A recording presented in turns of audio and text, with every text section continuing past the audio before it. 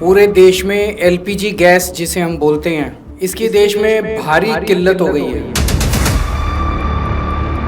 हमारे देश में जितनी एलपीजी की खपत है 60% इम्पोर्ट होता है और उस 60% इम्पोर्ट का 90% स्ट्रेट ऑफ हर्मुज से आता है और स्ट्रेट ऑफ हर्मुज इंडिया के लिए बंद हो गया, तो 90% इम्पोर्ट्स कम हो गए हैं। इसका सबसे ज़्यादा खामियाजा इस वक्त इमीडिएटली रेस्टोरेंट्स और होटल बर्दाश्त कर रहे हैं। इसकी वजह से अब मुंबई में 20% होटल और रेस्टोरेंट बंद हो चुके हैं और लगभग अगले 2 दिन के अंदर 50% रेस्टोरेंट और होटल बंद होने जा रहे हैं। तमिलनाडु में लगभग 10,000 होटल बंद होने की कगार पे हैं। पंजाब और दिल्ली एनसीआर में हजारों होटल और रेस्टोरेंट्स आने वाले कुछ दिनों के अंदर बंद होने जा रहे हैं। और इसी तरह की कहानियां बेंगलोर, हैदराबाद, पश्चिम बंगाल, छत्तीसगढ़, हरियाणा, बिहार सब जगह से आ रही हैं। पूरे देश में इससे 1 करोड़ से ज्यादा लोगों के एकदम से बेरोजगार हो जाने की आशंका है और इतने बड़े स्तर पे अगर लोग बेरोजगार हो गए तो क्या स्थिति होगी हम सोच सकते हैं। हमें ये समझना पड़ेगा ये क्यों हो रहा है। ये हो रहा है क्योंकि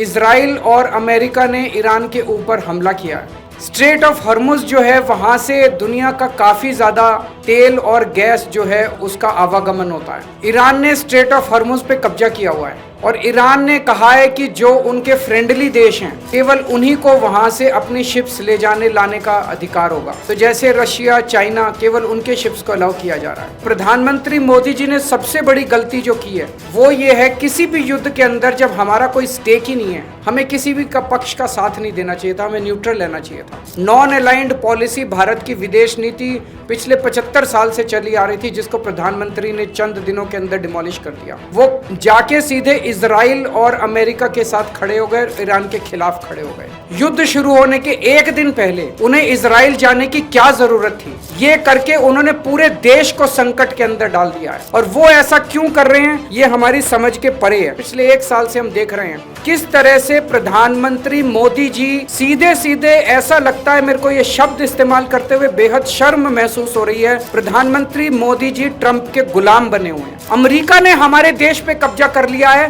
क्योंकि एक तरह से हमारे देश का प्रधानमंत्री कमजोर है, उसको ब्लैकमेल किया जा रहा है। प्रधानमंत्री को किस वजह से ब्लैकमेल किया जा रहा है? एक एक देशवासी का खून खौल रहा है इस टाइम।